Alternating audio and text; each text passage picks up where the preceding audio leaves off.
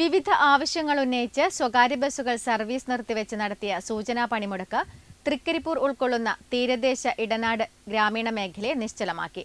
കാസർഗോഡ് ജില്ലാ private bus operators ഫെഡറേഷന്റെയും തൊഴിലാളി സംഘടനകളുടെയും നേതൃത്വത്തിലാണ് ഏകദിന സൂചനാ പണിമുടക്ക് നടത്തിയത്. UDF സർക്കാർ വനിതകൾക്ക് സൗജന്യ യാത്ര അനുവദിച്ച പശ്ചാത്തലത്തിൽ ഇന്റർസ്റ്റേറ്റ് ടൗൺ ടു ടൗൺ ബസ്സുകളിൽ സൗജന്യം അനുവദിക്കരുതെന്നും തൊഴിലാളി ക്ഷേമനിധിയിലേക്കുള്ള വിഹിതം പൂർണ്ണമായും സർക്കാർ ഏറ്റെടുക്കണമെന്നും സ്വകാര്യ ബസ് മേഖലയെ വ്യവസായമായി അംഗീകരിക്കണമെന്നും സ്വകാര്യ ബസ്സുകളുടെ റോഡ് ടാക്സ് പൂർണ്ണമായും ഒഴിവാക്കണമെന്നും വനിതാ സൗജന്യം കേരളത്തിലെ വനിതകൾക്ക് മാത്രമായി പരിമിതപ്പെടുത്തണമെന്നും ഉൾപ്പെടെ നിരവധി ആവശ്യങ്ങൾ ഉന്നയിച്ചാണ് കാസർഗോഡ് ജില്ലയിൽ സ്വകാര്യ ബസ്സുകൾ സർവീസ് നിർത്തിവെച്ച് പണിമുടക്ക് നടത്തിയത്. ദേശീയപാത വഴി നിരവധി KSRTC ബസ്സുകൾ ഓടിയെങ്കിലും സ്വകാര്യ ബസ്സുകളില്ലാത്തത് തിരക്ക് വർദ്ധിക്കാൻ കാരണമായി. തൃക്കരിപ്പൂർ, പടന്ന, വലിയപറമ്പ്, കയ്യൂർ, ചീമേനി പ്രദേശങ്ങളിൽ സ്വകാര്യ ബസ് പണിമുടക്ക് ജനജീവിതത്തെ സാരമായി ബാധിച്ചു.